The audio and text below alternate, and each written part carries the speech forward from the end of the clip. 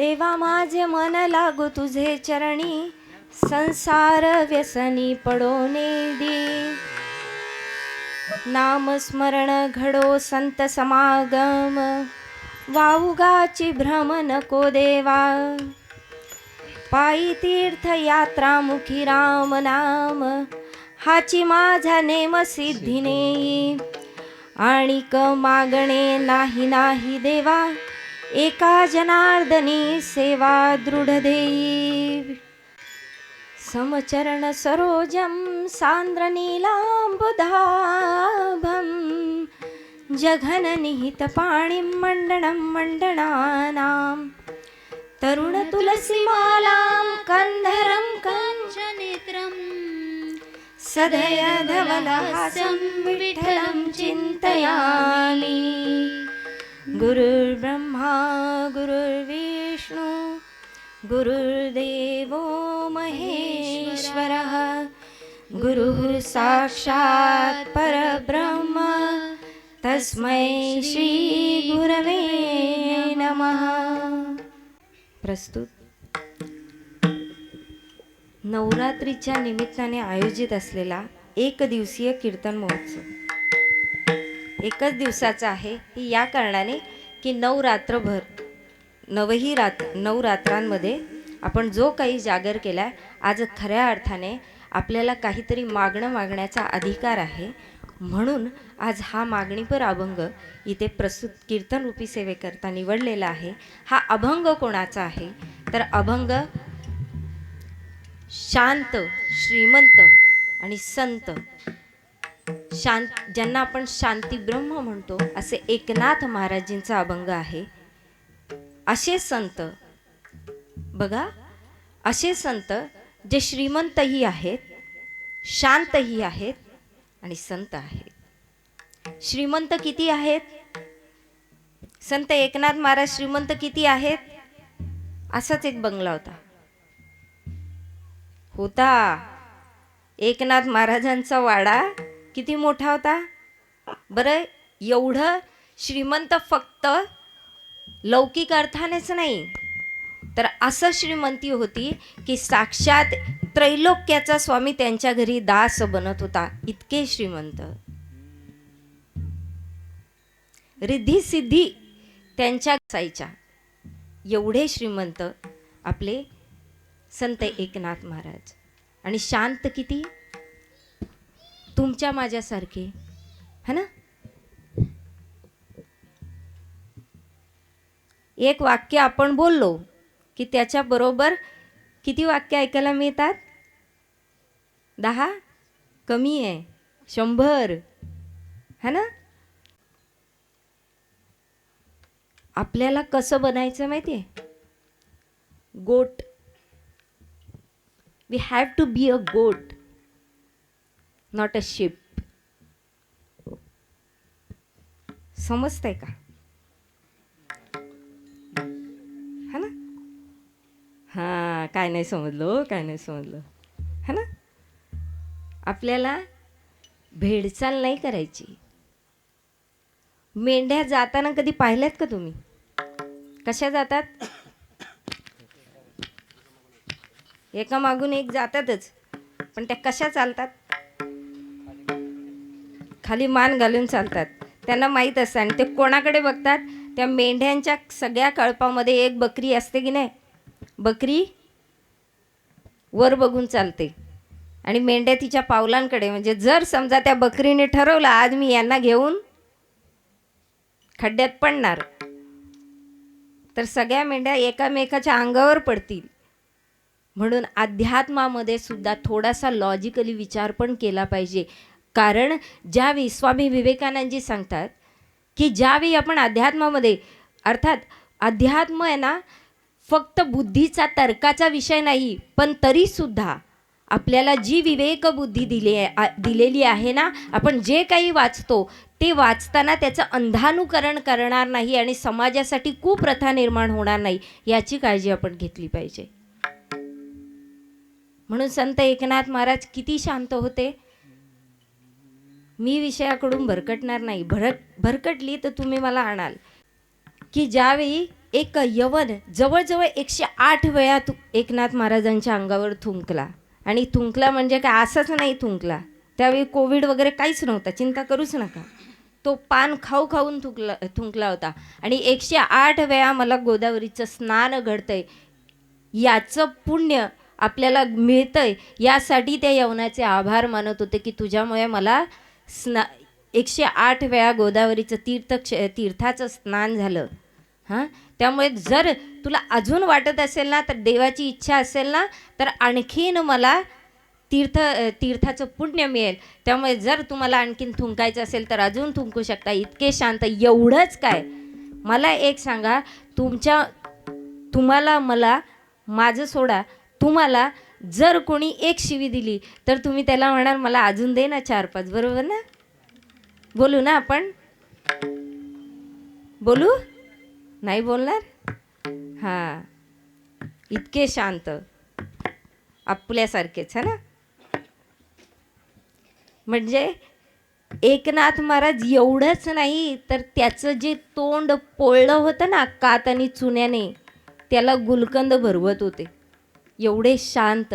आणि शांत म्हणजे केवळ मात्र असं नाही की तू एका गालावर मारलं मी दुसरा गाल पुढे करेन, नाही, त्याच्या मनातली भगवत भक्ती जागृत करण्याचं कार्य केलं. यवन अंगावरी थुंकला, प्रसाद देऊने मुक्त केला, प्रसाद देऊने मुक्त केला, प्रसाद देऊने मुक्त केला. यवन अंगावरी थुंकला, प्रसाद देऊने मुक्त केला, प्रसाद देऊने मुक्त केला, प्रसाद देऊने मुक्त केला.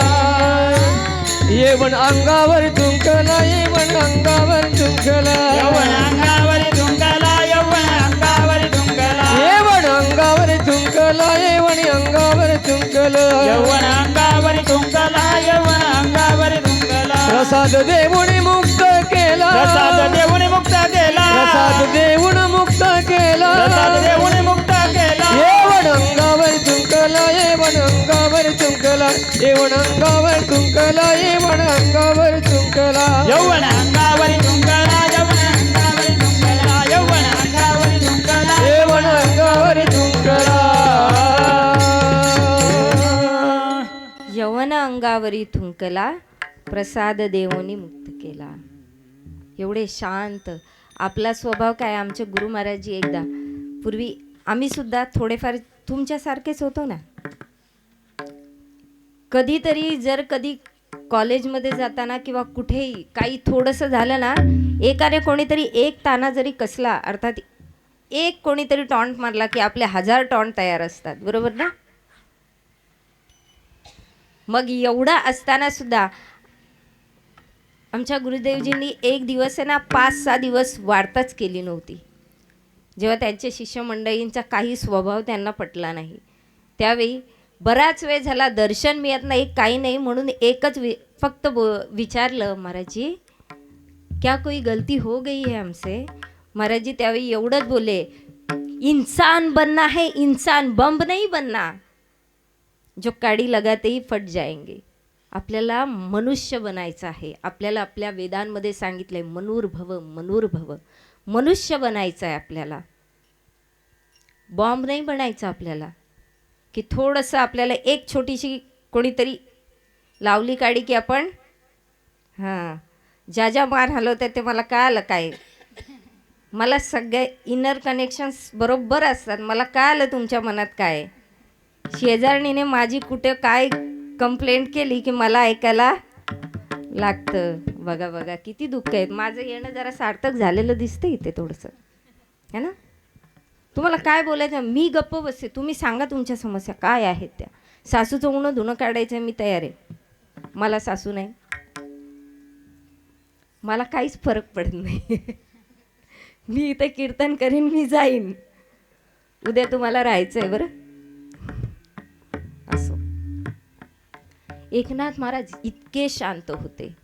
आणि संत, त्यांच्या संतत्वाची गणना जर करायचं ठरवलं तर कोणीही कोणत्याही भावनेने त्यांच्याजवळ येऊ दे, त्याचं भक्तिभाव कसा जागृत करायचा, एक संत असाच असतो की तो समोरच्याचा भक्तिभाव जागृत करतो. त्याच्या मनातल्या सद्भावना, ईश्वराच्या प्रती असलेल्या त्याच्या भावना जागृत करतो आणि त्याच्या मनाला एक योग्य दिशा देतो. असे संत होते एकनाथ महाराज. ज्यावेळी एकनाथ महाराजांना कधीच राग येत नाही हे सगळ्यांना माहिती झालं, म्हणून कोणीतरी परीक्षा पाहण्यासाठी एका गरजू ब्राह्मणाला बोलावलं गेलं आणि त्याला सांगितलं की तुला धन हवंय ना तुझ्या मुलीच्या लग्नासाठी, तर ठीक आहे धन तुला देतो, परंतु एक कार्य करायचं आहे. एकनाथ आहे ना त्याला राग आणून दाखवायचा आहे. खूप मोठे संत म्हणून घेतात ना स्वतःला, त्यांना राग आणून दाखवा. त्या ब्राह्मणाने नाईलाजास्तव का होईना, इलाज नव्हता, धनाची आवश्यकता होती, म्हणून ते चॅलेंज ॲक्सेप्ट केलं. आणि एकनाथ महाराजांना राग आणण्यासाठी सर्वप्रथम कसा एकनाथ महाराजांच्या वाड्यामध्ये पाऊल ठेवताना त्याने विचार केला, महाराजांना राग तेव्हा, एक भक्त हृदय असलं, भक्ताला राग केव्हा येतो? आहात का तुम्ही भक्त? भक्ताला राग केव्हा येतो? ज्यावेळी त्याच्या आराध्याला, ज्यावेळी त्याच्या आराध्याचा अपमान होतो. आणि त्या ब्राह्मणाने विचार केला की एकनाथ महाराजांना राग येण्यासाठी उत्तम एकच गोष्ट करावी, म्हणून त्याने काय केलं, एकनाथ महाराज आतमध्ये पूजेला बसले होते, पांडुरंगाची आराधना करत होते एकनाथ महाराज. आणि त्यावेळी ती व्यक्ती आपले जोडवे घालूनच, आपले जोडे पायातले चप्पल घालून तसेच देवघरामध्ये प्रवेश केला. आणि ज्यावेळी देवघरामध्ये प्रवेश केला, पायामधली चप्पल तशीच पाहिली, तरीसुद्धा त्या ब्राह्मणाला आता असं वाटलं की कुठेतरी आता एकनाथ महाराजांना राग येईल, मला लगेच धनप्राप्ती होईल. आणि इकडे एकनाथ महाराज इतके शांत होते की त्याच्याकडे पाहूनसुद्धा म्हणाले, अरे अरे अरे अरे काय हा भक्तिभाव, ईश्वराला भेटण्याची केवढी ही ओढ की चप्पल काढण्याचं सुद्धा तुम्हाला भान राहिलं नाही. इतके शांत होते.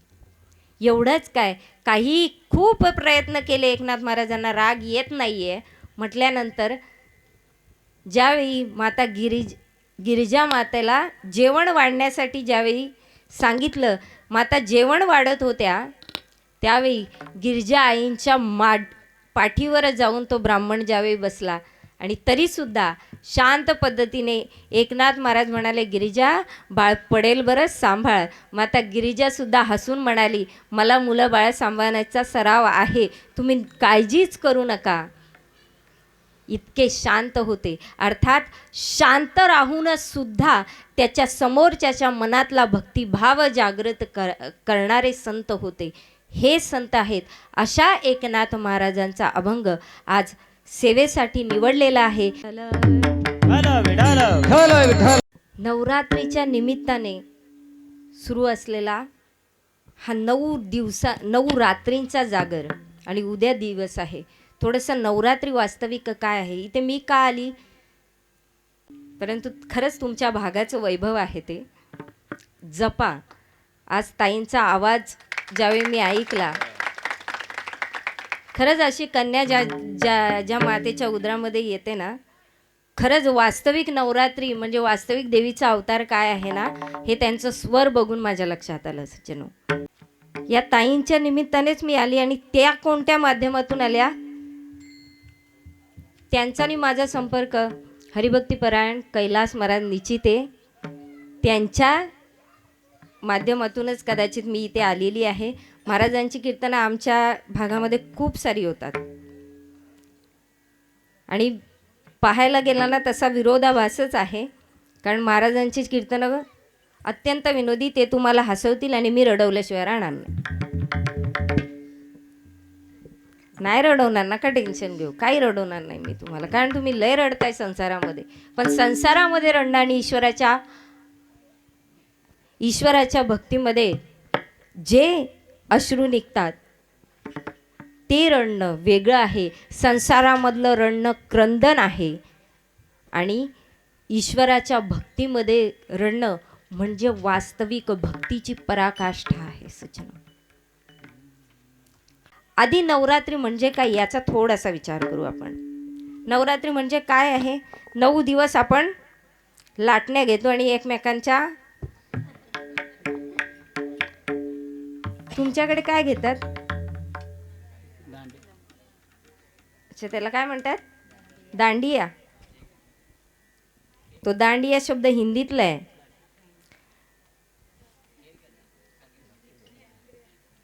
टिपऱ्या. आता टिपऱ्या असो, मग त्या काय करता? एकमेकांच्या डोक्यात घालता ना रात्री. सकाळपासून जो काही राग असेल फुल करता का? मग काय करता? मी नवरात्री, आमचा नाचण्याचा काय कसलाच संबंधच येत नाही कधी, पण मला नाही माहिती नवरात्रीत काय करतात. तुम्ही मला आता सांगा, काय करतो आपण नवरात्रीमध्ये? फक्त नवरात्री एवढ्यापुरती सीमित आहे का? नाही. नवरात्री म्हणजे काय? 9 रात्री. 9 रात्रींवरती विजय प्राप्त करून आपल्याला दुसऱ्या दिवशी 10व्या दिवशी विजयादशमी साजरी करायची असते. मग 9 रात्री का? कारण रात्री ह्या अज्ञानरूपी अंधकाराचं प्रतीक आहे आणि दशहरा अर्थात विजयादशमी हे त्या अज्ञानरूपी अंधकारावर ज्ञानाच्या प्रकाशाने प्राप्त केलेला विजय म्हणजे विजयादशमी आहे. वास्तविक नवरात्रीमध्ये जर पाहिलं तर देवीची 9 रूपं आहेत. त्या 9ही रूपांचं आपण पूजन करतो. प्रथमं शैलपुत्रींच, द्वितीयं ब्रह्मचारिणी. शैलपुत्री म्हणजे शैल म्हणजे शिला, दगड, पाषाण. त्यांची पुत्री अर्थात पर्वताची पुत्री म्हणून तिचं नाव शैलपुत्री. घटना अशी येते, थोडीशी कहाणी सांगते. माता सती आणि भगवान शिवशंकरजी प्रभू रामचंद्रांची कथा ऐकायला अगस्त्य मुनीजींच्या आश्रमामध्ये जातात. रामायणामधला भाग आहे. आणि तिकडे कथा ऐकत असताना इकडे काय कथेचं कथा तर ऐकतायत आणि इकडे काय रामायणामध्ये चाललंय हे प्रत्यक्षसुद्धा पाहत आहेत. एक दिवस इकडे अगस्त्य मुनीजींच्या आश्रमामधून प्रभू रामचंद्रांची गाथा ऐकून माता सती आणि भगवान शिवशंकरजी निघाले. आणि वाटेमध्ये येता येता त्यांनी पाहिलं की प्रभू श्री रामचंद्र माता सीतेच्या विरहामध्ये विलाप करतायत, रडतायत आणि माता सीतेला शोधतायत. आणि असा विलाप करणारा कुठे ईश्वर असतो का, एवढीशी शंका माता सतीच्या मनात आली. आणि त्यांनी भगवान भोलेनाथजींना विचारलं की नाथ, हे खरंच नारायण आहेत? कारण हे जर नारायण आहेत तर मग अशा प्रकारे त्यांना माहिती आहे सीता कुठे आहे. जर ते नारायण आहेत याचा अर्थ ते त्रिकालदर्शी असतील. मग त्यांना माहिती नाही आहे का? मग अशा पद्धतीने आपल्या भार्येच्या विराहामध्ये असा विलाप, तिला शोधण्यासाठी हा विलाप का करतायत? भगवान शिवशंकरजी म्हणाले, सती, कधी कधी ईश्वराच्या लीला फक्त पाहाव्यात, नको ती परीक्षा घ्यायला जाऊ नये. परंतु न ऐकता माता सतीने काय केलं? माता सीतेचाच वेश धारण केला आणि प्रभू श्री रामचंद्रजींच्या समोर गेली. जसं प्रभू श्री रामचंद्रजींनी माता सतीला पाहिलं, अर्थात सीतेच्या रूपामध्ये माता सतीला पाहिलं, त्यावेळी हात जोडले आणि म्हणू लागले, जोरी पानी प्रभु कीन प्रणामो, पिता सहित लीन निज नामो. हो कहु बहुरी कहा वृष के तू, विप्रहिवन फिरही के ही है तू. राम सिया राम सिया राम जय जय राम.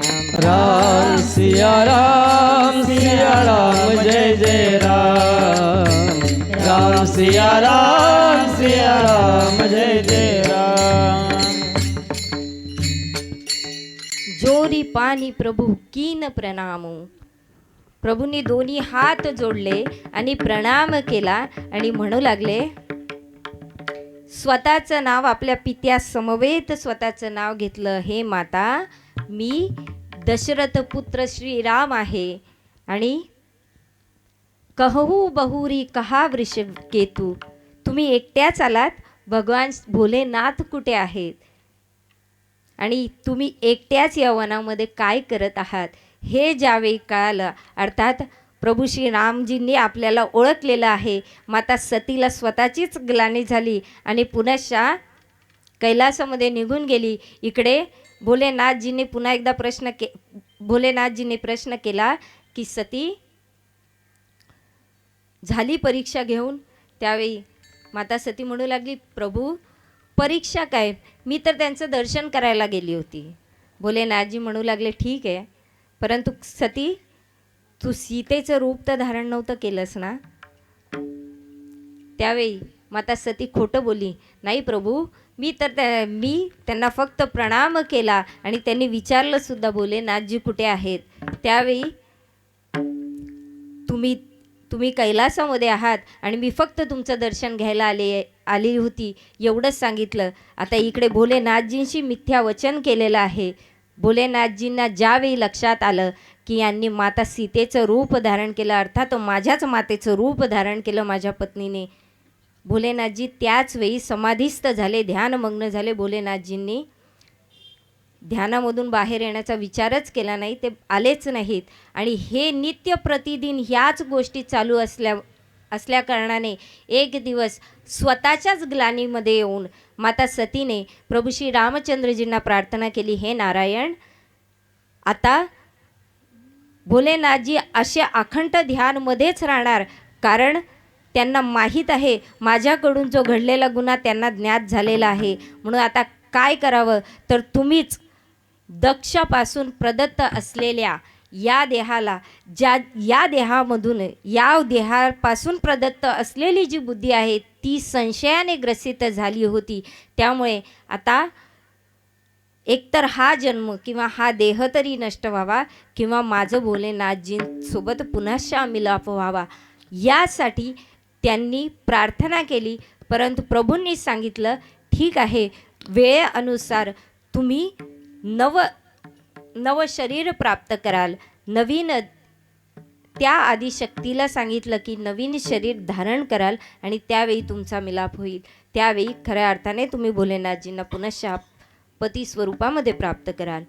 ज्यावेळी हे कळाल्यानंतर मग एक दिवस आपल्या पित्याच्या घरी असलेलं, सगळ्यांना स्टोरी माहिती आहे का की मीच सांगत बसली आहे, नाही तर तुम्हाला माहीत असल्यावर मी बोलायची काय गरज आहे, घसा कोरडा पडण्याची. असो, मग माता सतीने ज्यावेळी सगळे देवतागण सगळेजण चाललेले आहेत प्रजापती दक्षच्या यज्ञामध्ये, त्यांनी एक यज्ञ ठेवला होता, त्या यज्ञामध्ये सगळेजण चालले आहेत. परंतु त्याच वेळी काही देवतांना थांबवून विचारलं की तुम्ही कुठे चाललेला आहात, हे सगळी विमानं माझ्या पित्याच्या घराच्या दिशेने जात आहेत, नक्की कुठे चाललायत, काय चाललायत. त्यांनी सांगितलं असं असं यज्ञ आयोजन केलेलं आहे आणि तुम्हाला बोलवलेलं नाही का. त्यावेळी कसं बसं सावरून घेण्यासाठी माता सती म्हणाली की नाही, मला बोलवलेलं आहे, मी पण जाणार आहे. इकडे भोलेनाथजींना म्हणाले आपल्याला जायचं आहे. भोलेनाथजी म्हणाले जिथे बोलवलं जात नाही तिथे जाऊ नये. परंतु त्यावेळी माता सती त्यांच्याशी युक्तिवाद करते, म्हणते की पित्याच्या घरी न बोलवता गेलं तर कशाला लाज पाहिजे, त्याच्यासाठी कशाला बोलवायलाच पाहिजे. परंतु त्यावेळी भोलेनाथजी म्हणाले बोलावलं नाही ठीक आहे, काही हरकत नाही, पित्याच्या घरी तुम्हाला जावंसं वाटतं त्यासाठी आमंत्रणाची आवश्यकताच नाही, परंतु जिथे आपल्या आराध्याचा द्वेष होतो अशा ठिकाणी जाऊ नये. तुझे पिताश्री कायम माझा द्वेष करत आलेत, त्यामुळे तिथे जाणं योग्य नाही. तरीसुद्धा माता सती तिकडे जाते, तिथे अपमान होतो. महादेवजींचा सुद्धा अपमान झाल्यानंतर स्वतःच्याच स्वरूपाची वास्तविक आपण आदिशक्ती असल्याची जाणीव त्यावेळी होते. आणि आता हा देह ज्या अहंकारी पित्यापासून प्रदत्त झालेला आहे, त्यामुळे हा देह नष्ट करावा या हेतूने स्वतःच्याच योगाग्नीमध्ये स्वतःचा देह भस्म करतात.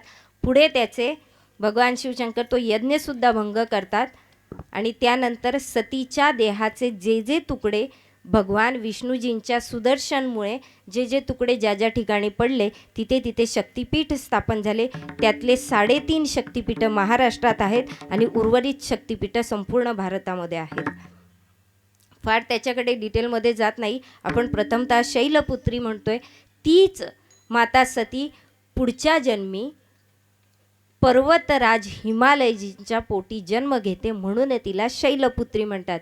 पुढे मोठी झाल्यानंतर काही दिवसानंतर ज्यावेळी त्यांना समजतं की मला भगवान भोलेनाथजींचं वरण करायचं आहे, भोलेनाथजींना प्राप्त करायचं आहे, त्यावेळी नारदजींच्या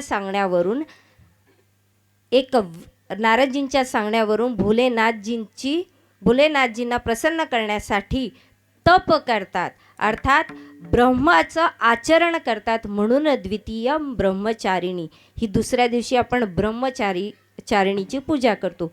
तिसरी असे 9 देवींचे प्रकार आहेत. हे 9ही देवींचे जे प्रकार आहेत हे आपल्याला आध्यात्मिक एक पायरी चढायला सांगतात, ज्याला आपल्या धर्मशास्त्र ग्रंथांमध्ये नवविधा भक्ती म्हटलेलं आहे.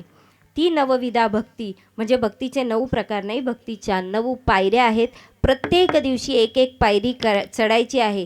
आता आध्यात्मिक अर्थ असा आहे, 9वी कोण? सिद्धिदात्री. ज्यावेळी भक्तीच्या 9ही पायऱ्या तुम्ही चढाल, ईश्वराचं ते ज्ञान प्राप्त कराल, त्यावेळी सिद्धिदात्री अर्थात वास्तविक जो सर्व सिद्धींचा दाता आहे तो तुमच्या अंतर्घटामध्ये प्रकट होईल आणि त्यावेळी नवरात्री फलीभूत होतील. 9ही रात्रींचा हा जो जागर आहे हा फलीभूत होईल. आता यानंतर आपण थोडासा आणखीन विचार करूया. 9 रात्री का? रात्रीमध्ये जागर करणं आवश्यक असतं, म्हणून आपण रात्री जागर करतो, देवीचा जागर करतो. मग देवीचा जागर कसा करतो? अनादि निर्गुण प्रगटली भवानी, मोह महिषासुर मर्दाना लागुने. निर्गुण प्रगटले भवानी, मोह महिषासुर मर्दाना लागुने. अनादि निर्गुण प्रगटली भवानी, मोह महिषासुर मर्दाना लागुने. अनादि निर्गुण प्रगटले भवानी, मोह महिषासुर मर्दाना लागुने. विविधता पाची करावया झाडणी, विविधता पाची करावया झाडणी. आईचा जोगवा मागेन, आईचा जोगवा मागेन, आईचा जोगवा मागेन, आईचा जोगवा मागेन. आम्ही गोंधली आम्ही आंबेचे गोंधली, आम्ही गोंधळी आम्ही आंबेचे गोंधळे. आम्ही गोंधळी आम्ही आंबेचे गोंधली. आम्ही गोंधळे आम्ही आंबेचे गोंधळे. गोविंद गोपाळांचे मेळी, गोविंद गोपाळांचे मेळी, आम्ही गोंधळी आम्ही आंबेचे गोंधली. आम्ही गोंधळी आम्ही आंबेचे गोंधली. आम्ही गोंधळी आम्ही आंबेचे गोंधली. आम्ही गोंधळी आम्ही आंबेचे गोंधली. नवरात्रांमध्ये केलेला जागर. कारण तुमच्या भागामध्ये जर साध्या गोष्टी आहेत, आपण का करतो, परंतु आपल्याला कारण काय, आपण ना कोणतीही गोष्ट करतो परंतु त्याच्या मागचं लॉजिक जाणून घेत नाही. आपण हा विचार करत नाही, नवरात्रच का सांगितलं? बाकीचे सगळे सण, आपले सगळे त्योहार, सगळे सण दिवसा येतात. फक्त 2च असे सण आहेत जे रात्री येतात. एक म्हणजे तेच पती पत्नी आहेत, महाशिवरात्री, आणि दुसरी म्हणजे नवरात्री. मग 9 रात्री का म्हटलं? 9 दिवस का नाही आपण साजरे करत? 9 रात्री याचा अर्थ, मी जर सांगितलं तुमच्या भागामध्ये चोर फिरतात तर तुम्ही कधी जागे राहणार? रात्री ना. दिवसा तुम्ही जागे राहणार का? मग दिवसा झोपणार आणि दिवसा चोर आले मग? कारण चोर त्याच वेळी चोरी. आत्ताची गोष्ट वेगळी आहे सज्जनो, परंतु आपण रात्री, कारण रात्री भय असतं चोरांचं, अर्थात हे जे षड विकार रूपी जे चोर आहेत, हे आपल्या अध्यात्म भक्तिरूपी पुंजी चोरून घेऊन जाऊ नये म्हणून आपल्याला नवही रात्रींचा जागर करायचा. मग त्या नवरात्रींमध्ये जागर करणं म्हणजे केवळ बाह्यदृष्टीनेच सगळ्या गोष्टी विधी पार करणं असं नाही आहे. त्याचा वास्तविक अर्थ जाणून घ्या. नवरात्री का? कारण रात्री ज्याप्रमाणे आपल्याला सावध व्हावं लागतं, रात्र म्हणजे वास्तविक ती रात्र नाही, आपल्या अज्ञानरूपीची रात्र आहे. त्या रात्रीचा जागर करायचा, ते अज्ञान दूर करण्यासाठी प्रयत्न करायचा म्हणजे वास्तविक नवरात्री साजरी करणं. दुसरं म्हणजे आता तुम्ही इकडे पाहिलंच असेल, काय करतो आपण आणखी नवरात्रीमध्ये? साड्या लावतात ना. हां, मग 9 दिवशी 9 प्रकारच्या साड्या, 9 कलरच्या साड्या, 9 रंगाच्या साड्या. या वास्तविक यांना खरंच अर्थ आहे का सज्जनो? नाहीये. मग का नेसले आज मोरपिशी रंगाच्या साड्या? आहेत म्हणून नेसल्या. नसती तर आणली असती जाऊन विकत, है ना. असो, आनंद घ्यायचा आहे म्हणून तेवढ्यापुरतं ठीक आहे. परंतु काय आहे माहिती आहे, आपण मूळ गाभा विसरून जातो आणि नको त्या गोष्टी. आज नवरात्रीला अश्लीलतेचं किती रंग चढत चालला आहे. प्रत्येक ठिकाणी बघितलं तर नवरात्रींमध्ये अश्लीलताच जास्त भरलेली आहे. जिकडे नवरात्रीला मोठे मोठे गरबा आणि दांडियांचं आयोजन केलं जातं, तिथे काय सज्जनो आपल्याला समजायला पाहिजे. आपल्याला आपले हे जे सण वगैरे आहेत ना, हे आपल्याला एका विशिष्ट आपल्या संत महापुरुषांनी एक काहीतरी त्यात गूढ रहस्य म्हणून आपल्याला ते सांगितलेलं आहे की अशा ना अशा पद्धतीने याला प्रश्न पडतील आणि त्या प्रश्नांच्या उत्तराच्या मार्गाने ज्यावेळी तो निघेल त्यावेळी त्याला परमात्म्याची प्राप्ती होईल. आपण हेच मान्य नाही करत. आपण काय करतोय? आया जगत में क्या किया, तन पाला की पेट, सहजो दिन धंदे गया रेन गई सुखलेट. आपण काय करतोय? विषय विकारांमध्ये जितकं वाहायचं ना तितकं वाहतोय. आपल्याला समजत नाही. हेच विषय विकार, नवही द्वार आपल्या या शरीराला आहेत, हे आपल्याला विषय विकारांकडे घेऊन जातात. ही खरी आहे, ते आपल्याला अज्ञानरूपी अंधकाराकडे आपल्याला सगळे विषय विकार घेऊन जातात. म्हणून त्या रात्रींवर विजय प्राप्त करायचा, अर्थात आपल्या नवही द्वारांना आवरून धरायचं आहे आणि अंततः दशमद्वारावर स्थित करायचं आहे. माझा पुढचा तुम्हाला हाच प्रश्न होता. आपण आणखीन काय करतोय? 9 रंगांच्या साड्या आणि आणखीन काय काय प्रकार करतो पुढे आपण पाहूयात. आपण घटस्थापना करतो की नाही? नवरात्री करतो. मग ती घटस्थापना का करतो याचा कधीतरी विचार केला? किती वर्षापासून आपण घटस्थापना करतो सांगा बरं? केला कधीतरी विचार? तो घट काय आहे? तो घट कुठे बसवतो? डोक्यावर. मग तो कसा बसवतो थोडंसं सांगा ना मला. माती टाकतो किंवा रेती टाकतो, त्याच्यावर घट बसवतो. त्या घटामध्ये काय असतं? पाणी असतं. त्या पाण्यामध्ये एक सुपारी आणि एक नाणं असतं. वरून आपण प्रत्येक दिवशी एक एक माळा सोडतो. प्रत्येक दिवशी एक माळ सोडतो. ती माळ आपण खालून वर सोडतो का वरून खाली लटकवतो? वरून खाली लटकवतो. बघा, सगळ्या लक्षात ठेवा मी जे सांगते ते, कारण पुढे आपल्याला त्याचाच गूढ अर्थ जाणायचा आहे. त्या माळावरती सोडतो. अखंड 9 दिवस आपण ज्योत लावतो ना. आता मला सांगा, हे जे शरीर आहे हे कशापासून बनलेलं आहे? हां, पंचमहाभूतांपासून बनलेलं हे शरीर आहे, बरोबर. हे पंचमहाभूतांपासून बनलेला प्रत्येक शरीराची ती प्रतिकृती आहेत असं म्हणायला हरकत नाही. आपल्याला वास्तविक सांगतात, जो ब्रह्मांडे सोई पिंडे, त्याच अनुसार या शरीरामध्ये पंचमहाभूत तिथे दिसतात. तुम्ही जी माती पेरता ते पृथ्वी तत्व आहे. ते घट म्हणजे काय? या देहालाच घट म्हटलेलं आहे. या घट भीतर नवलक तारा, या घट भीतर सर्जनहारा. अर्थात हा घट म्हणजे हा देह, यालाच आपण घट म्हणून संबोधलं गेलं आहे. मग हाच घट आपण तिथे बसवतो, अर्थात मातीवर तो घट स्थापित करतो. त्याच्या आतमध्ये जे जल आहे ते आपल्या जलतत्वाचं प्रतीक आहे. या शरीरामध्ये जवळजवळ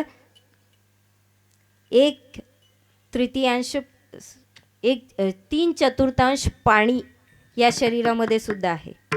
हां, अर्थात त्या घटामध्ये जल जे आहे ते आपल्या जलतत्वाचं प्रतीक आहे. जी अखंड ज्योत लावतो ती ज्योत म्हणजे आपल्या अग्नितत्वाचं प्रतीक आहे. दुसरं म्हणजे वरून ज्या माळा सोडतो त्या वरून सोडतो, अर्थात आकाशतत्वाने त्या माळा अधांतरी वायूच्या सहाय्याने त्या झुलत राहतात, म्हणजे ते वायुतत्व आहे. हे 5 महाभूत आले तिथे. ही घटस्थापना आहे. ही घटस्थापना जशी बाहेर करतो नवरात्रीमध्ये, तीच घटस्थापना आपण इथे आपल्या अंतरंगामध्ये केली पाहिजे. कसं? प्रत्येक दिवशी एक माळ ज्यावेळी आपण चढवतो, याचा अर्थ आपण एक या शरीराला जी 9 द्वार आहेत जे आपल्याला विषयांकडे घेऊन जातात, त्या 9ही द्वारांना आवरून प्रत्येक दिवशी एक द्वाराला आवरून धरून आपल्याला भक्तीच्या त्या 9 पायऱ्या चढून अंततः शेवटच्या दिवशी आपण ज्यावेळी उद्यापन करतो, अर्थात विजयादशमी साजरी करतो, म्हणजे 9ही द्वारांना आवरून आपली प्राणशक्ती आपल्या मूलाधार चक्रापासून आपल्या आज्ञाचक्रापर्यंत, अर्थात या दशमद्वारापर्यंत स्थित करणं म्हणजे वास्तविक विजयादशमी साजरी करणं. म्हणजे विषयांवर विजय प्राप्त करून आपल्या वृत्तींवर विजय प्राप्त करणं म्हणजे विजयादशमी साजरी करणं. समजलं? हा झाला वास्तविक घटस्थापनेचा अर्थ. आणि आपण त्या घटाच्या बाजूने काहीतरी पेरतो, आठवते का? ते सांगितलं नाही तुम्ही मला, आणि मी विसरली असती मग. 18 धान्य किंवा काही तुमच्याकडे जे काही पेरतात ते. याचा अर्थ गोस्वामी तुलसीदासजी खूप सुंदर सांगतात आपल्याला. कर्म प्रधान विश्वरची राखा, जो जस करही सोई फल चाखा. राम सिया राम जय जय राम. राम सिया राम जय जय राम. राम सिया राम जय जय राम. राम सिया राम जय जय राम. कर्म प्रधान विश्व रची राखा, जो जस करई सोई फल चाखा. अर्थात जे ते धान्य आपण पेरतो ना, ते आपल्या कर्मांचं प्रतीक आहे. आपल्याकडे एक म्हण आहे, पेरावे तसे करावे तसे. म्हणजे जे आपण कर्म करतो तेच उगवणार. अर्थात जर तुम्ही वाल पेरले आणि तुम्ही म्हणाल मूग आलेच नाहीत, तर शक्य आहे का?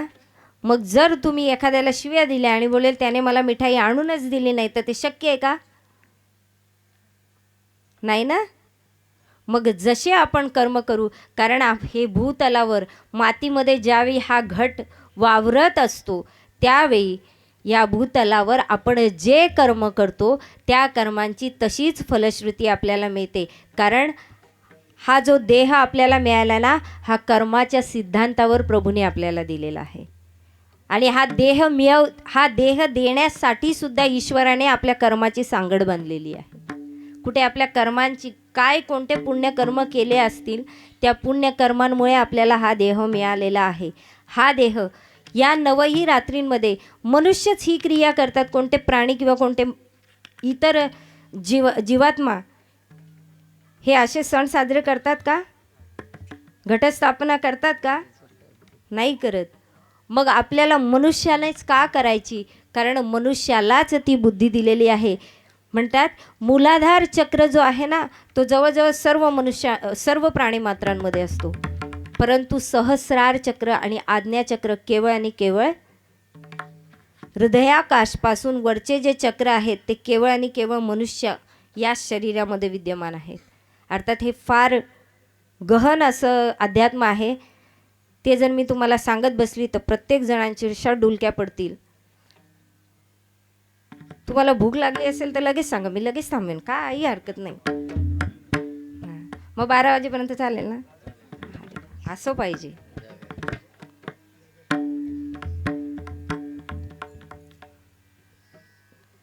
आपण जी घटस्थापना वास्तविक करतो याचा अर्थ ते बाह्य रूपानेच तिथे करायचं नाही. कर्म आपण असे करायचे की त्या कर्मांमुळे आपल्याला आपल्या ईश्वराची प्राप्ती होईल आणि त्या ईश्वराची प्राप्ती करणं म्हणजे वास्तविक नवरात्री साजरी करणं. आपण नवरात्रींमध्ये वेगवेगळ्या रंगाचे कपडे परिधान करून केवळ आणि केवळ गरबा खेळून नवरात्री साजरी होत नाही सज्जनो. वास्तविक नवरात्री ही अशी आहे आणि ही नवरात्री खऱ्या अर्थाने जर जीवनात उतरवायची असेल, एकनाथ महाराजजी एकच सांगतात की मला अशाच पद्धतीने माझ्या 9ही द्वारांना आवरून धरायचं आहे आणि अंततः विजयादशमी साजरी करायची आहे. परंतु या सगळ्यांसाठी माझ्याकडे बाकीचे सगळे इंद्रिय माझ्या ताब्यात येईल, परंतु एक इंद्रिय असा आहे जो माझ्या ताब्यात येणार नाही. त्याचं काय करायचं? म्हणून एकनाथ महाराज अभंगाच्या पहिल्या चरणामध्ये, देवा माझे मन लागो तुझे चरणी, देवा माझे मन लागो तुझे चरणी, देवा माझे मन लागो तुझे चरणी चरणी, देवा माझे मन लागो तुझे चरणी, देवा माझे मन लागो तुझे चरणी, देवा माझे मन लागो तुझे चरणी, देवा माझे मन लागो तुझे चरणी, देवा माझे मन लागो तुझे चरणी. संसार व्यसनी पडून दी, पडून दी, पडून दी, संसार व्यसन पडून दी, पडून दी, पडून दी, नामस्मरण घडो संत समागम, नामस्मरण घडो संत समागम, नामस्मरण घडो संत समागम, नामस्मरण घडो संत समागम, संसार व्यसने पडून दी, पडून दे, पडून दे, संसार व्यसने पडून दे, पडून दे, पडून दे. नामस्मरण घडो संत समागम, नामस्मरण घडो संत समागम, नामस्मरण घडो संत समागम, नामस्मरण घडो संत समागम, समागम. एकनाथ महाराज म्हणतात, माझं ते मन आहे ना देवा, ते आवरायला लागेल. कारण ते असं आहे, मी भलेही माझ्या सगळ्या इंद्रियांना आवरेल, परंतु ते मन मला माझ्या इंद्रियांना इतर पुन्हा पुन्हा विषयांकडे घेऊन जाईल. मग काय करायला पाहिजे? तर त्या मनाला एक नेम लावून दिला पाहिजे, त्याला काही नियम घालून दिलेले पाहिजेत. आणि ते नियम काय आहेत तेच या अभंगाच्या माध्यमातून संत एकनाथ महाराजजी आपल्याला समजावण्याचा प्रयत्न करतात. काय सांगतात संत एकनाथ महाराजजी? सांगतात, देवा माझे मन लागो तुझे चरणी. देवा, मला आता तुझ्याकडे काहीतरी मागायचं आहे. काय मागू? तर माझं जे मन आहे ना ते तुझ्या चरणाशी लाव. का? कारण ते मन कसं आहे? मनही गोरख मनही गोविंद, मनही अवघड सोय. जो मन राखे जतन करी, सो आपे करता होय. संत कबीरदासजी सांगतात, हे मन आहे ना हेच गोरख आहे आणि हे मन आहे हेच गोविंद स्वरूप आहे. जर विचार केला, मनाने दृढ संकल्प केला, तर योग्यांचा योगी गोरख सुद्धा बनवू शकतो, ते योग साधून देऊ शकतो. आणि जर त्या मनाने दृढ संकल्प केला तर तो साक्षात गोविंद स्वरूप बनवू शकतो. परंतु जर तो मन विचलित झाला आणि विषयांकडे घेऊन गेला तर मात्र सगळं काही अवघड होईल. म्हणून तर कबीरदासजी म्हणतात, मन के मत पे मत चलिये, मन के मते अनेक. मनाच्या मतावर चालू नका, कारण मनाचे मते अनेक आहेत. मग याच मनाला कसा आवर घालायचा? संत तुकाराम महाराजजी सुद्धा सांगतात, आधी मन घेई हाती तोची गणराज गणपती. आधी या मनाला हातामध्ये घ्या, या मनावर अंकुश करायला शिका, कारण तो मनच तुम्हाला जर प्राप्ती केली तर ईश्वराची प्राप्ती करून देईल, अन्यथा तुम्हाला विषयांच्या दरीमध्ये ढकलून देईल. म्हणून या मनाला ताब्यात घेण्यासाठी काय करायला पाहिजे, तर ईश्वराकडे कसं मागायला पाहिजे. म्हणून संत एकनाथ महाराजजी सांगतात की देवा, माझं मन आहे ना इतरत्र भटकण्यापेक्षा त्याला तुझ्या चरणाकडे लाव. मग चरणाकडेच लाव असं का म्हटलं? चरण, पांडुरंगाचे चरण कसे आहेत सज्जनो? समचरण विटेवरी साजिरी. समचरण दृष्टी विटेवरी साजिरी. समचरण दृष्टी विटेवरी साजिरी. समचरण दृष्टी विटेवरी साजिरे. समचरण दृष्टी विटेवरी साजिरे. समचरण दृष्टी विटेवरी साजिरी. समचरण दृष्टी विटेवरी साजिरी. समचरण दृष्टी विटेवरी साजिरे.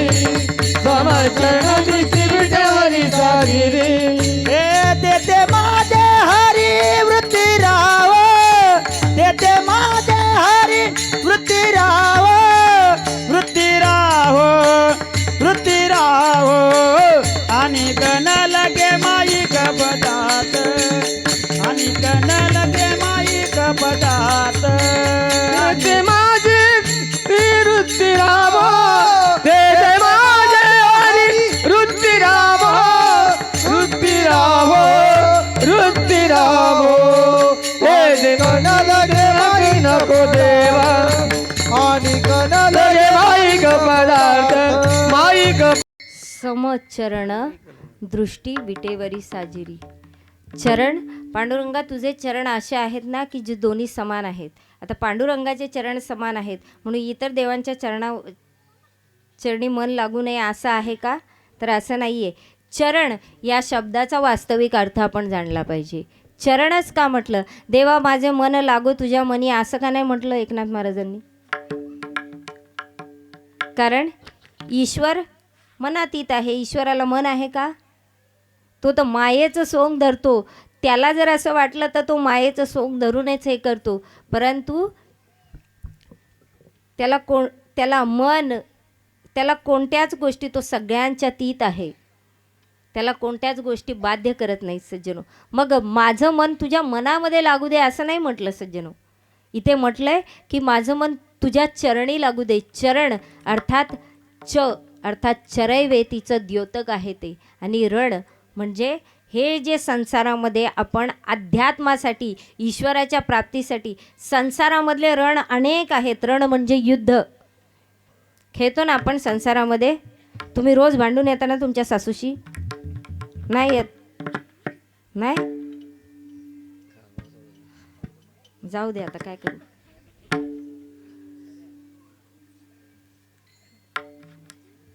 पुढं सासूशी भांडायचा विचार आहे? लग्नच करू नको. मी भगवा आणलेला आहे. पाहिजे असेल तर देऊन जाते. असो. चरण म्हणजे चरैवेती. आणि काय तर हे जे या भूतलावर चालू आहे ना, हे मनुष्याचं हे एक युद्धाचा खेळ चालू आहे. इथे मनुष्याला प्रत्येक क्षणी, प्रत्येक ठिकाणी, ज्यावेळी मनुष्य अध्यात्मपथावर चालत असो, वास्तविक मनुष्याचं लक्ष्यच हे आहे. मनुष्य जन्म याचसाठी मिळालेला आहे आपल्याला, त्या ईश्वराची प्राप्ती करण्यासाठी. म्हणून तर हे सण वगैरे साजरे करतो. परंतु आपण फक्त बाह्य गोष्टींचा अर्थ लावत बसलो, आंतरिक गोष्टी सोडून दिल्या. वास्तविक मिळालेला त्याला प्राप्त करण्यासाठी आपलं जे चालू आहे ते एक युद्ध आहे. आपण फक्त संसारामधल्याच, व्यवहारामधल्याच रणामध्ये मग्न झालेलो आहे. म्हणजे हे असं झालं की दोन विपक्षी आहेत आणि हे आपापल्या पक्षामध्येच एकमेकांचे भांडणं चालू आहेत. राजकारणाकडे घेऊन जात नाही, मलाच जायचं नाही आहे तिकडे. त्या आपापसातले त्यांचा काय गोंधळ घालायचं ते त्यांना घालू द्या. आपल्याला काय आहे? कोणीतरी मागे एकाने विचारलं होतं, दीदी अमुक सीट लागली नाही. म्हटलं हे बघ, ते जिंकले काय नाही जिंकले काय ते तुझ्या फक्त थोडेसे ओळखीचे होते, परंतु ते जिंकले काय नाही केले, आपल्याला मेहनत करूनच कमवायचं आहे ना. उद्या कोणी असं झालं तर आपल्याला आयतं मिळणार आहे का? आपल्याला काय करायला लागेल त्याच्यासाठी? आपल्याला आपली मेहनतच करायची आहे.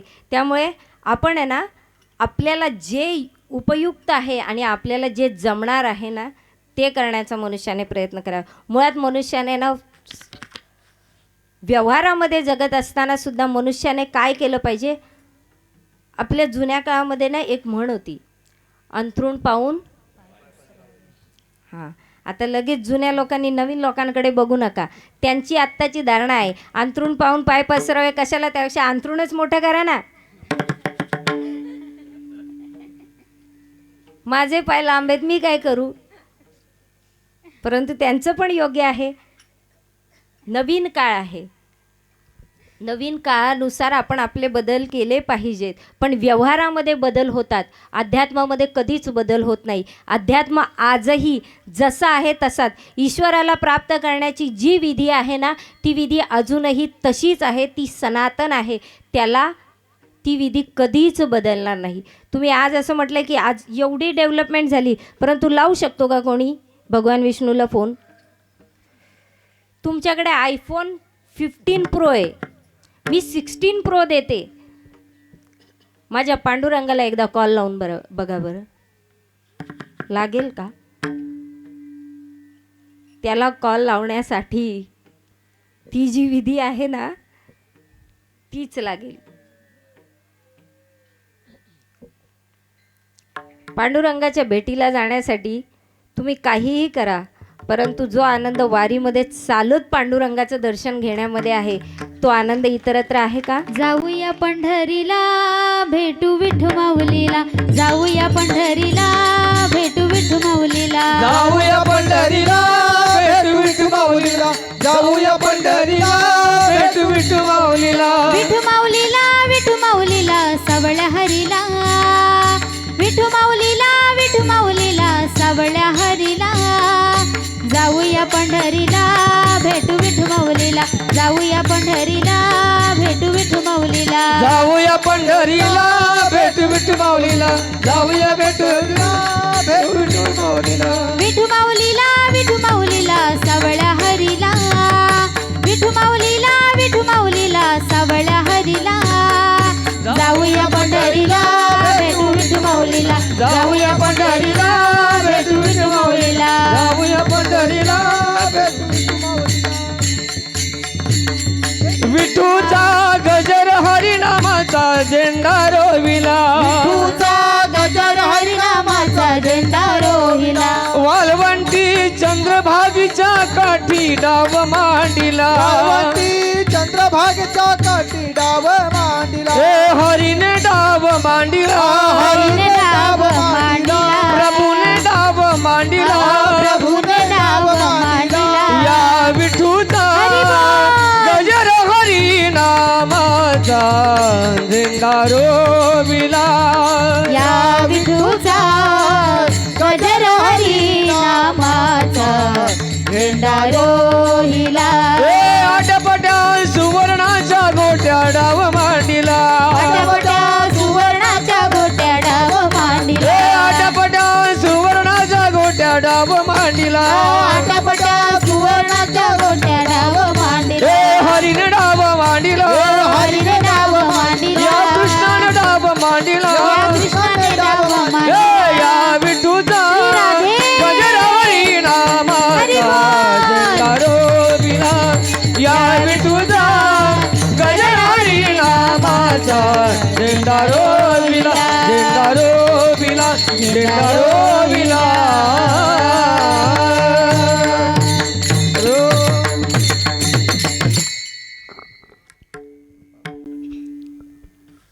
आहे आतून वारीला वेळ आहे. आता दिवाळीमध्ये आहे वारी. चला, नवरात्रीमध्ये वारी झाली, निघाला. आता पैसे काढा, चला सगळ्यांनी. दिंडी काढली मी. हे जे चाललंय ना, अजूनपर्यंत अध्यात्माची जी मूळ अध्यात्म आहे ना, ते सनातन आहे, ते कधीच बदलू शकत नाही. विज्ञानाचे सुद्धा तर्कवितर्क कधी कधी बदलतील. कारण काही वर्षापूर्वी शोध लावला होता ॲटम्स कॅनॉट बी सेपरेटेड और ॲटम्स कॅनॉट बी सेग्रिगेटेड, आणि त्याच नंतर काही म्हणाले की ॲटम कॅन बी कॉन्सन्ट्रेटेड, म्हणजे अणू पृथक होऊ शकत नाही हे आधी सांगितलं, आणि त्याच्यानंतर म्हणाले अणू पृथक होऊ शकतो. हे विज्ञानाचे शोध आहेत. तुम्हाला लागलेले आहेत बाउन्सर, मला माहिती आहेत. असो,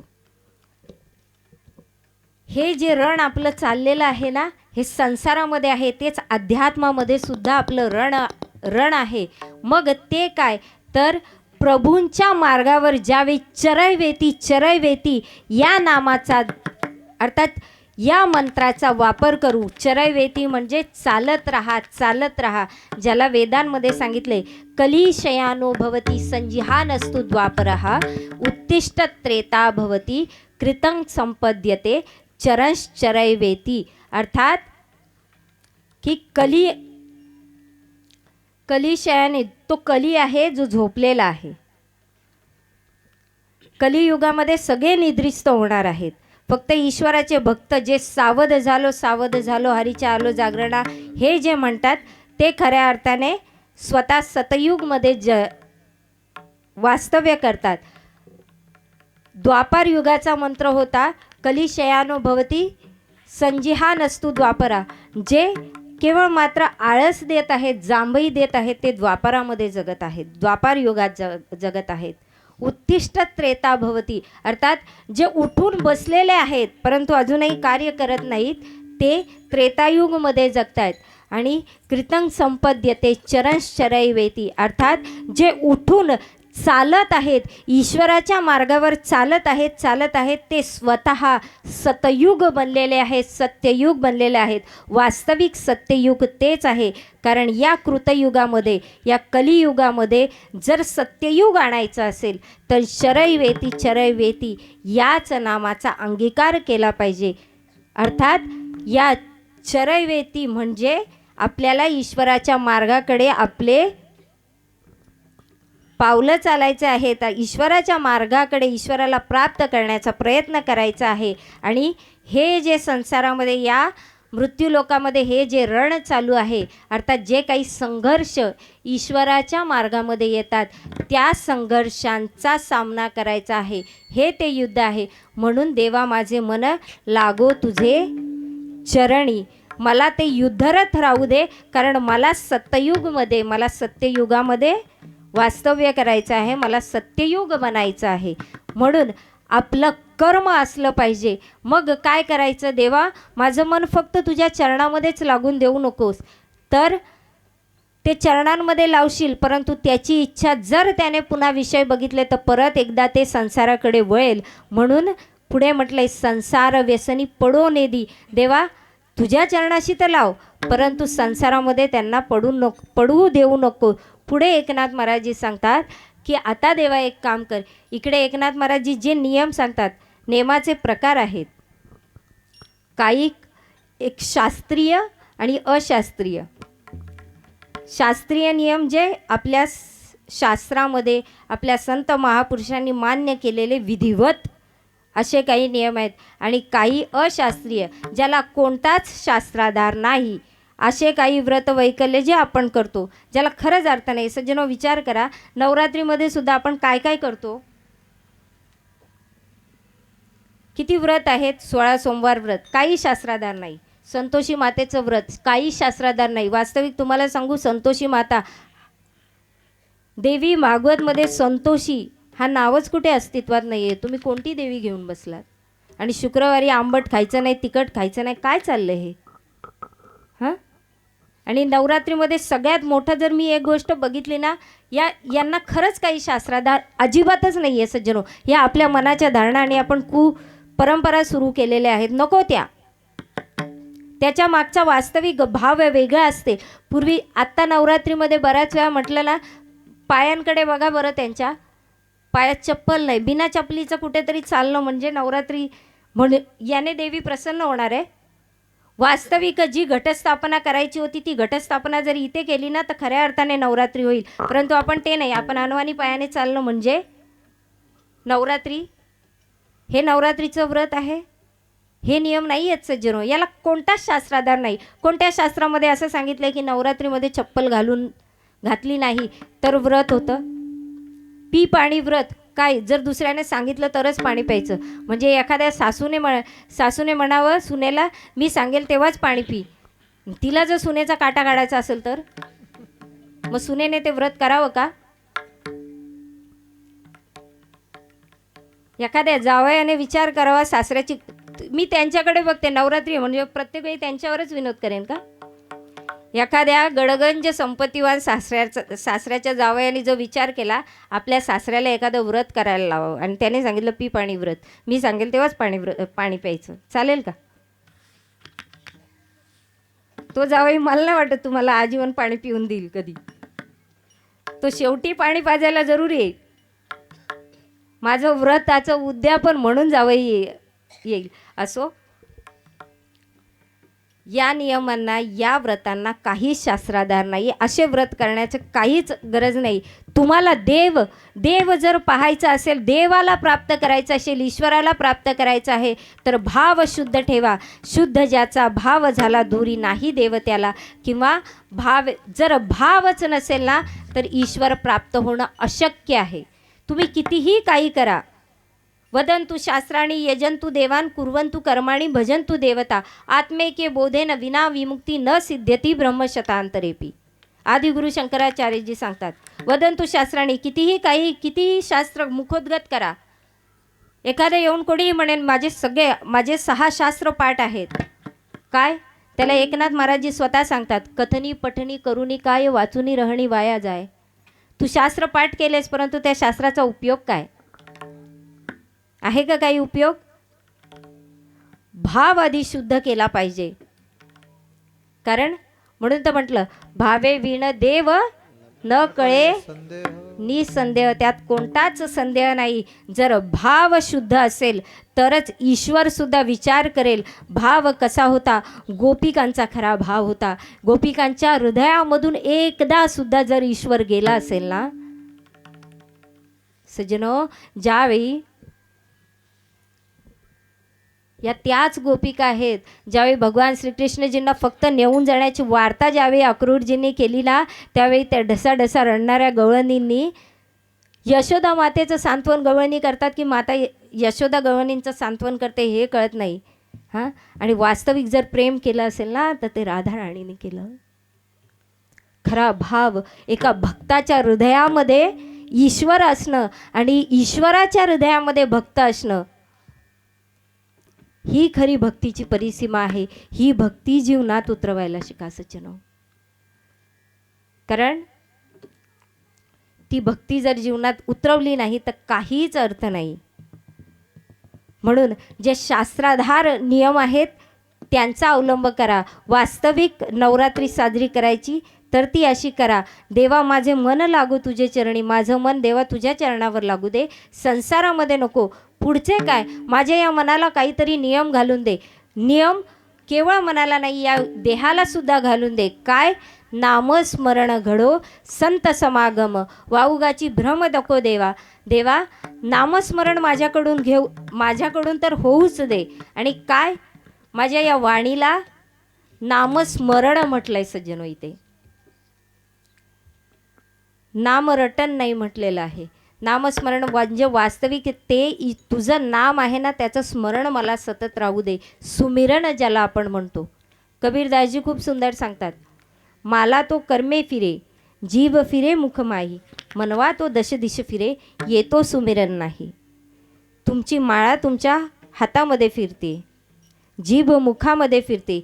ईश्वराचं नाम तुम्ही मुखाने घेताय, अर्थात मुखाने नाम घेऊ नये अशा मताचं आपले संत महापुरुष नाही. ईश्वराचं नाम जेव्हा मुखाने घेऊ तेव्हा त्याची गोडी लागेल. मग आपल्याला कळेल की वास्तविक ईश्वराचं नाम खरंच अमृताची गोडी जी आहे ना ती नक्की कशी आहे.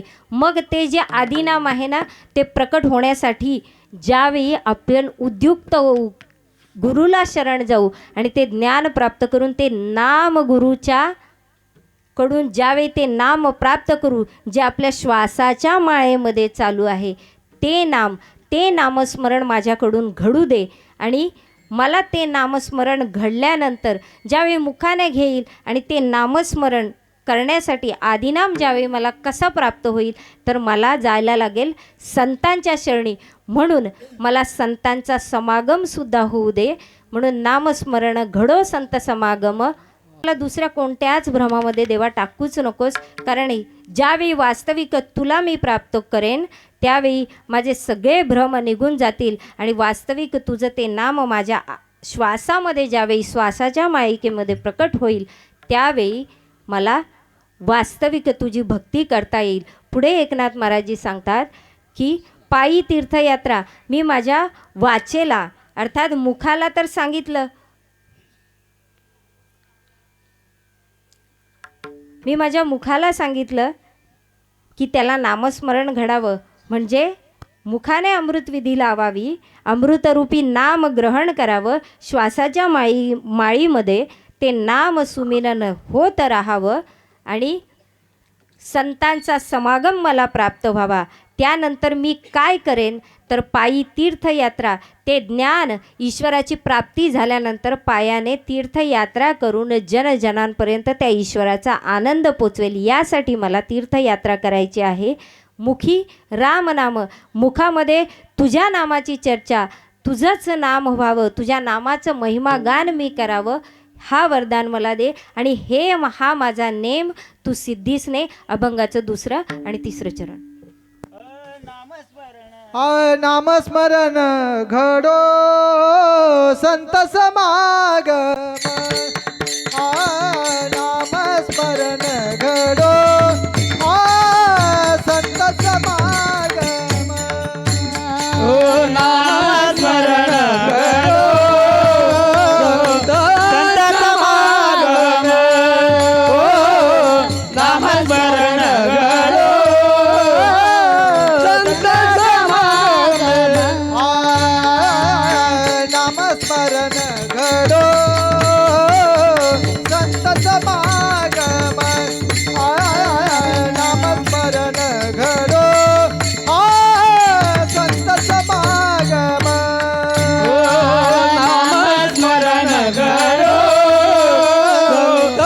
समागम, नामस्मरण घडो संत समागम.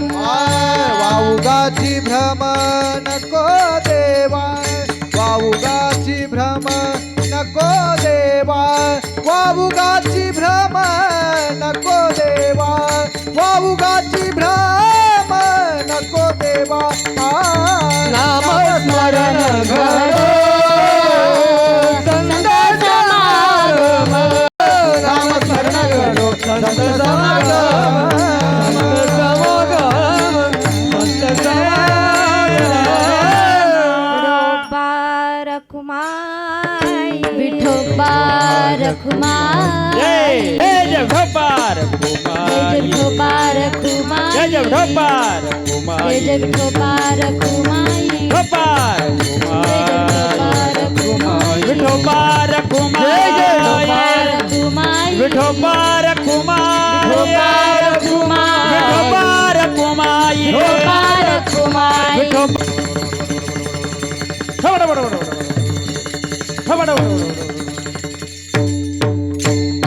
वास्तविक जो मनाने हारला तो जीवनामध्ये काहीच करू शकत नाही. म्हणून जीवनामध्ये कितीही संकट आली तरी चालेल. लक्षात ठेवा, तुम्हाला आलेले संकट तुम्हाला वर पुढे जाण्याचा मार्ग प्रशस्त करतात, ढकलतायत कुठेतरी तुम्हाला. त्यामुळे माणसाला एवढे गोस्वामी तुलसीदासजी खूप सुंदर म्हणतात, भयबिन प्रीत न होय गोसाई. ज्यावेळी काहीतरी मी हरवून बसेल, हे भय माझ्या मनामध्ये जोपर्यंत येत नाही तोपर्यंत मी संघर्ष करणार नाही. आणि जोपर्यंत संघर्ष म्हणजे काय तर संघर्ष आपल्याला कुठे ना कुठेतरी ही गोष्ट शिकवतात की तुम्हाला पुढे जायचं आहे. आपण जे झोपलेलो आहेत ना ते आपल्याला जागृत करत असतात. म्हणून जर आपल्या ईश्वराला जर आपण कुठेतरी हरवून बसू, एखादं आपलं अमूल असं धन आपण ज्यावेळी हरवून बसू, हे कळाल्यानंतरच आपल्याला त्या वस्तूची किंमत कळते किंवा त्या गोष्टीची आपल्याला कुठेतरी जाणीव होते, ही वस्तू आपल्यासाठी किती अमूल्य आहे. म्हणून जीवनामध्ये हे जीवन मिळालेलं सुद्धा अमूल्य आहे. हे जे नर शरीर मिळालेलं आहे ना, हा जो मानव देह आहे ना, पावला हा देह कागटाळी न्याये, न घडो उपाये घडू आले. अर्थात खूप महत् भाग्याने मिळालेला बहुता सुकृता नरदेह लाभला, भक्तीविण गेला अधोगती. खूप सुकृत कुठेतरी तुम्हाला काय असं वाटतं आपण खूप मोठे महात्मे होतो का पूर्वजन्मी? माझ्याकडे नका बघू, मी भगवा घातलाय.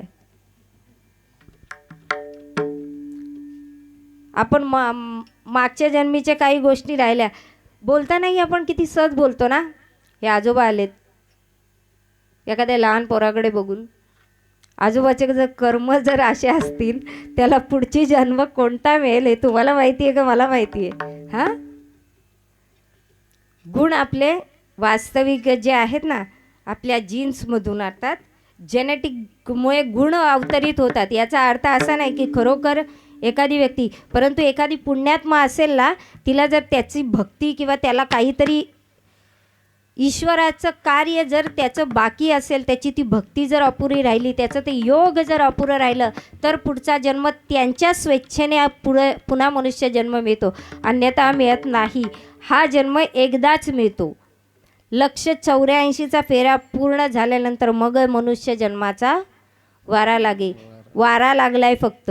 हा मनुष्य थोडी गई बाकी रही अभी. जवळजवळ मनुष्य देह आपला संपत चालला. आपण विचार केला पाहिजे कशासाठी हा देह मिळाला होता. आपल्याला हा देह बहुता सुकृता नरदेह लाभला. खूप सुकृताने काहीतरी पूर्वजन्मीचे काहीतरी चांगले कर्म झाले, म्हणून ईश्वराने विचार केला कुठे आपल्या सुकर्मांची, इतक्या जन्मोजन्मी घडलेल्या सुकर्मांची सांगड बांधून त्यांना मनुष्य जन्म दिला. म्हणजेच या जन्मामध्येच आपल्याला मुक्तीचा मार्ग मिळू शकतो. आणि तो कसा, तुम्ही म्हणा मुक्त कशाला व्हायचं आहे, परत इथे जी मजा आहे ती नाही आहे ना. पण मोक्ष म्हणजे काय? आपल्याला असं वाटतं मोक्ष म्हणजे सगळं संपलं, हा जन्म संपला, पुढचा जन्म नाही. मग यात मजा काय? मोक्ष म्हणजे काय माहिती आहे सज्जनो? मोक्ष म्हणजे तुम्हाला तुमच्या स्वेच्छेने पुढचा जन्म हवा असेल तर घे, नसेल तर नको.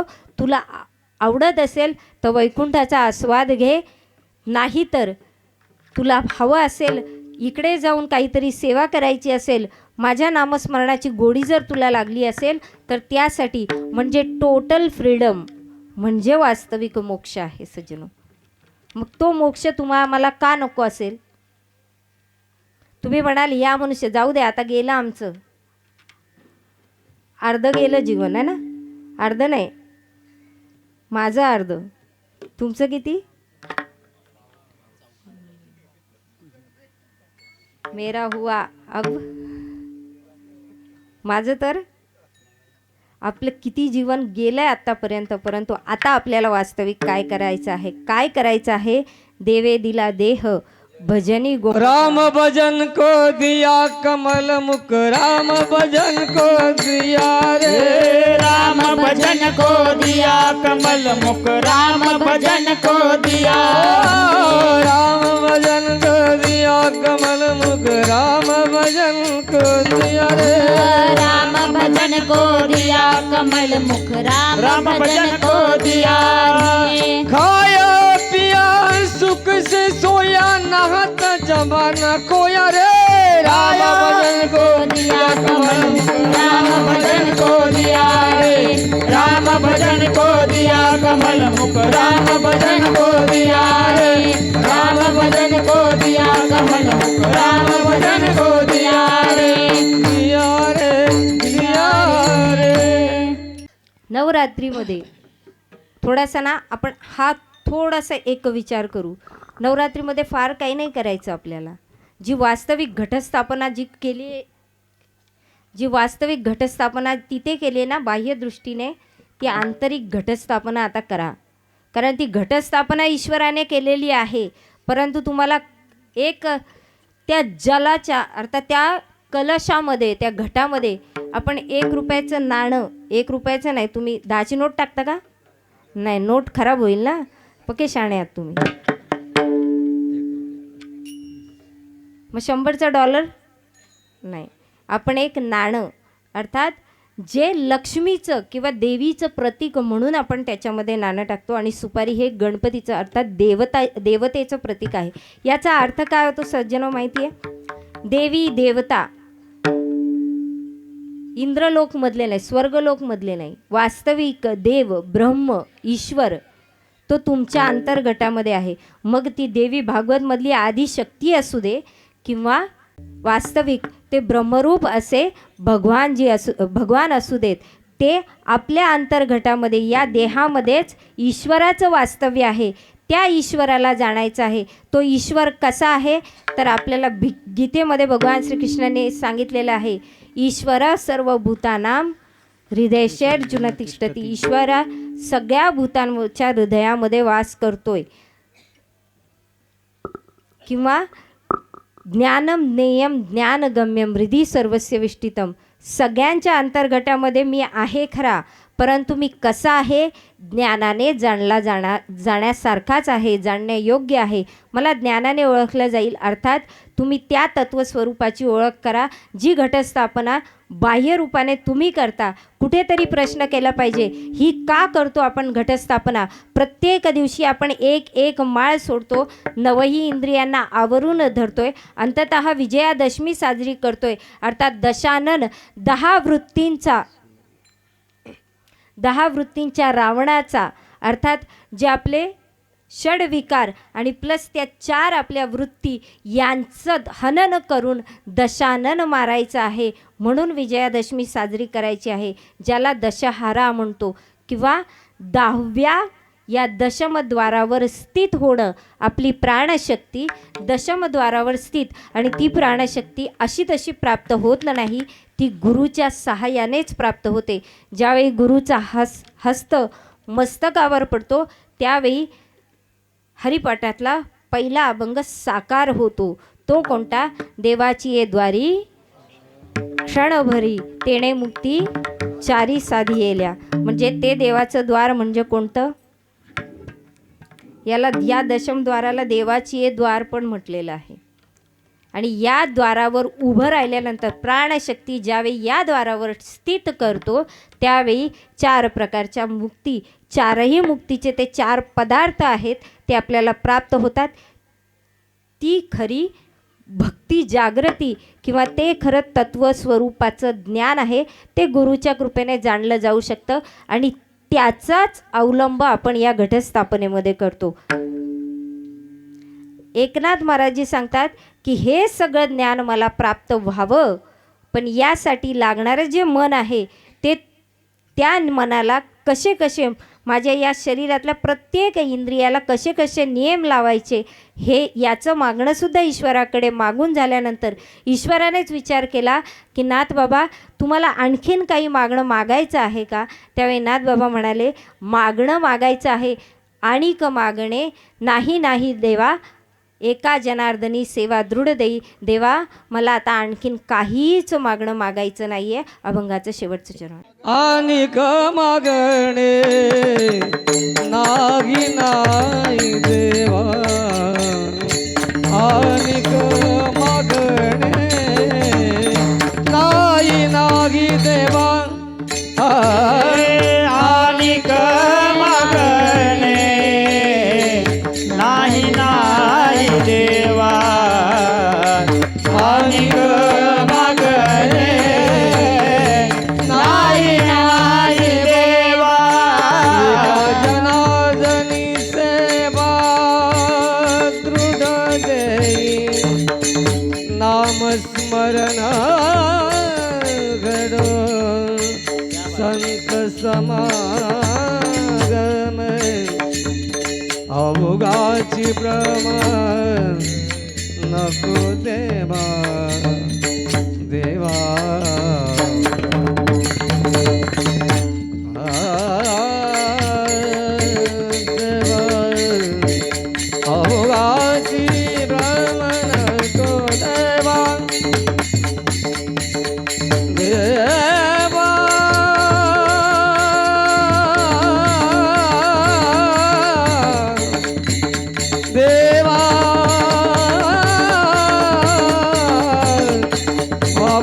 वाऊगाची भ्रम नको देवा आ आ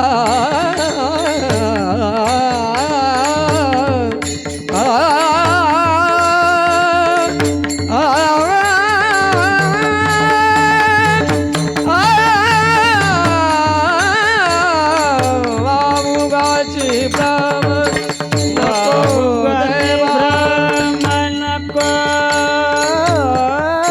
देवा देवा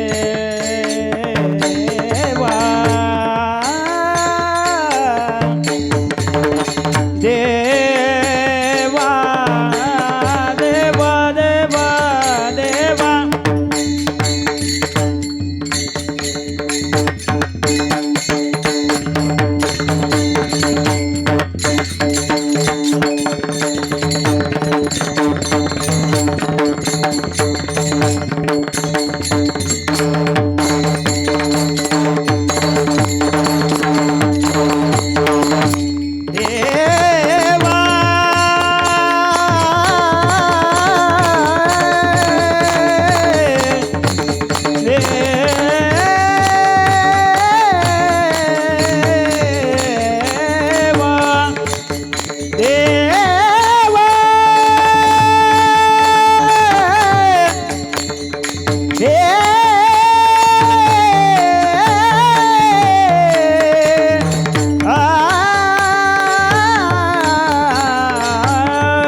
वाऊगाची भ्रम वाऊगाची भ्रम नको देवा आ आ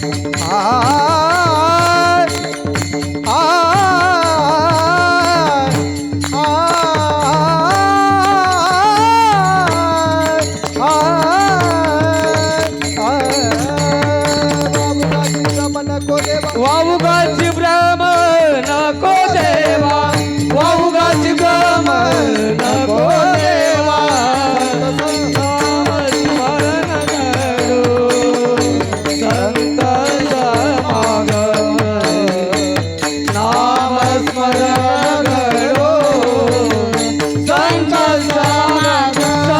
समागम आणि क मागणे नाही नाही देवा.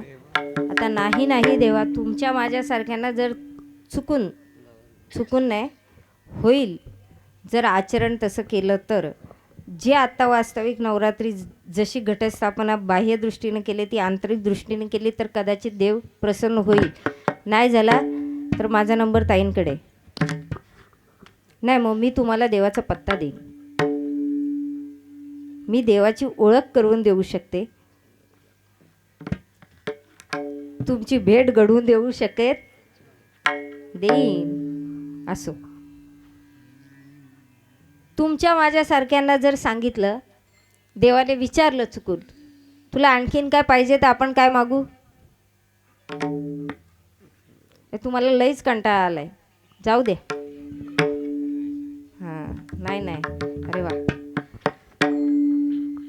आपण म्हणू देवा मला अजून थांब आपली लिस्ट डीमार्टच्या सामानाच्या लिस्ट जी असते ना त्याच्यापेक्षा लंबी चौडी लिस्ट आपली तयार होईल. दिवाळीचं सामान आता भरायचं आहे ना तुम्हाला, किती लांब लिस्ट असेल तुमची, ज्याची गरज नाही ना ते सुद्धा घेऊ आपण, है ना. आपल्याला जर देवाने विचारलं तर आपण आपली लिस्ट लंबी चौडी असेल एकदम, ती कुठे थांबेल. Ever ending desires, human desires are infinite. माणसाचे जे डिझायर्स आहेत ना, इच्छा, मला हे पाहिजे ते पाहिजे, ते कधीच थांबणार नाही. मी जर आता तुला मी माझ्याकडे एक फोन पडलेला आहे आयफोन 14 प्रो दे, चालेल का तुला.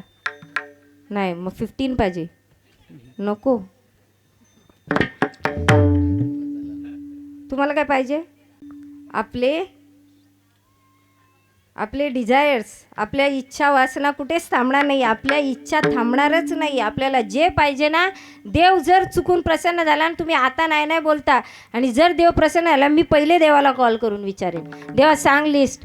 देव म्हणा डीमार्टची रील लिस्ट तरी छोटी आहे, त्या तरी संपली, यांच्या संपत नाही आहेत. यांनी माझ्या पुढच्या जन्माच्या सोयी करून घेतल्यात. मनामध्ये तुमच्या लाडू फुटतात, मला मन वाचता येईल. वाचू का? नाही नाही, घाबरू नका, एवढं नाही येते मला.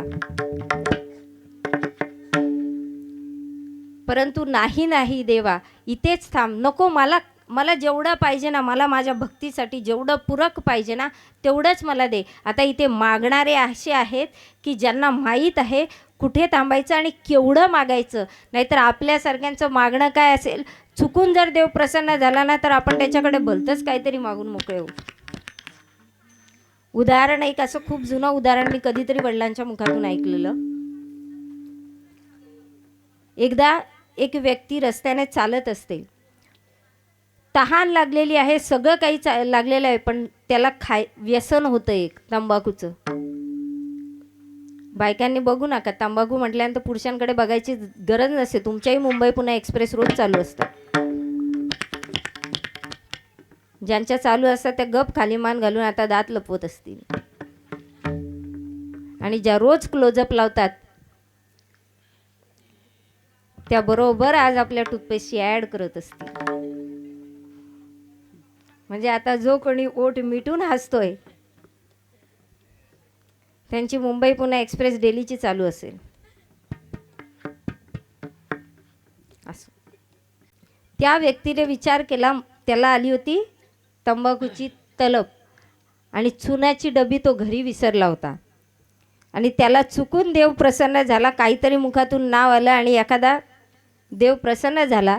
आणि तो प्रसन्न झाल्यानंतर देवाने सांगितलं, सांग तुला काय पाहिजे. तो म्हणाला, काय नको मला, तंबाखूला फक्त चुना पाहिजे, थोडासा देतो का. ही आपली मागण्याची स्थिती आहे. कुठे थांबायचं आणि काय मागायचं हे आपल्याला कळत नाही सज्जनो.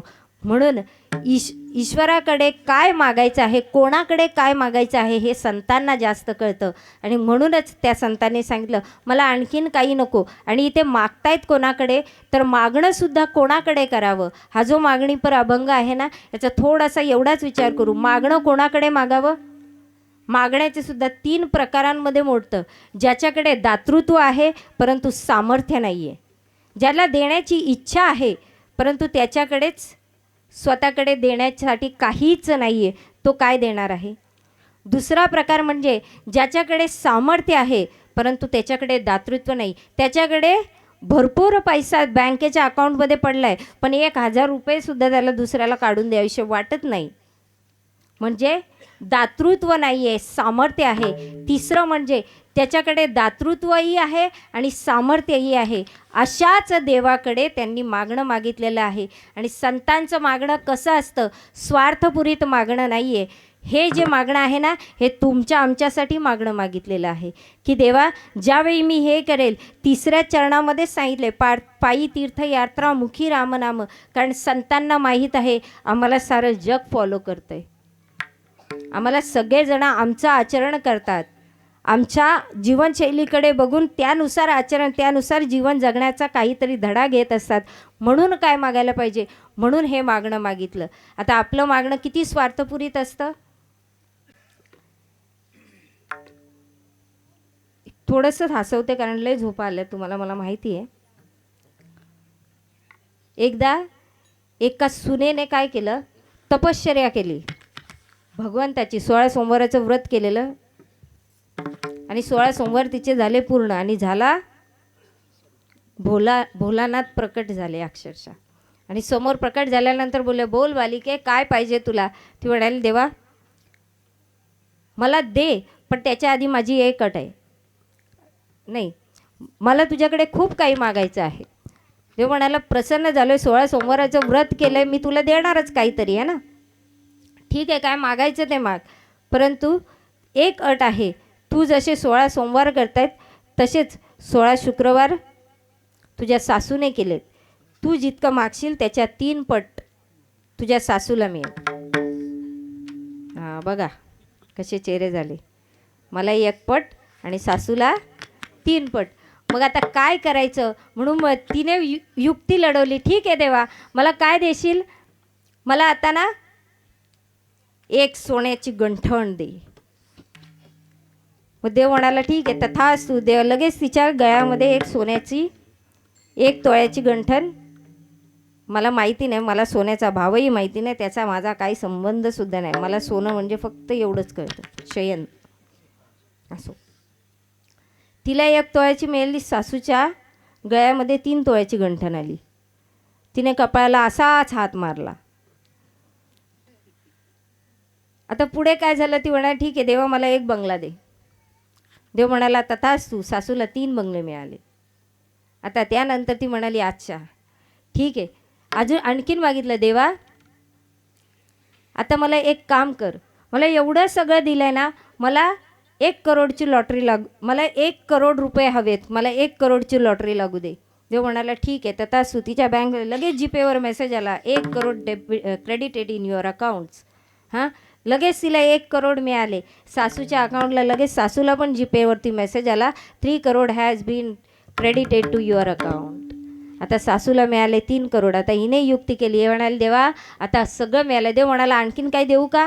देवा नको, सगळं मिळालं. आता एकच काम कर, मला हलकीशी माझ्या छातीमध्ये छोटीशी कळ दे. आता माझ्याकडे बघू नका. सासूला 3 अटॅक येऊन सासू गेली. असं मागणं मागायचं, कळलं?